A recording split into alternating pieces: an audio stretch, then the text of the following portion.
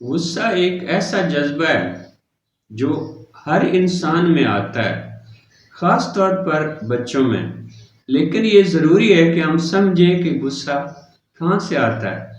جب کسی نے بچے کی عزت کو ٹھیس پہنچائی ہو، جب بچے کی رائے کو نظر انداز یا مسترد کیا جائے، جب مسائل اور دباؤ بڑھ جائیں اور حل نظر نہ آئے، جب کوئی دوسرا شخص غلطی کرے اور الزام اس پہ لگے، یا جب بے آرامی ہو۔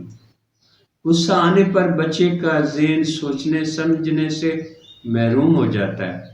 وہ جلد بازی میں کچھ کہہ بیٹھتا ہے جس پر بعد میں پچھتانا پڑتا ہے۔ اگر گھر میں غصہ کے طوفان کھڑے ہو جائیں، سب سے زیادہ نقصان چھوٹے بچوں کو ہوتا ہے۔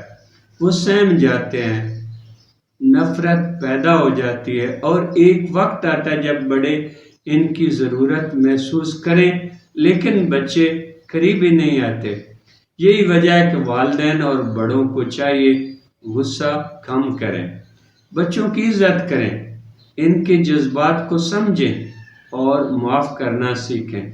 ارشاد ربانی ہے، متقی وہ لوگ ہیں جو خرچ کرتے ہیں خوشحالی میں اور تنگی میں اور معاف کرتے ہیں۔ یعنی غصہ اور نفرت چھوڑیں، معاف کریں، اپنے بچوں کے دلوں میں محبت پیدا کریں، کیونکہ بچے وہی سیکھتے ہیں جو گھر میں ہوتا ہے۔ محبت اور صبر ان کی شخصیت کا حصہ بنتا ہے۔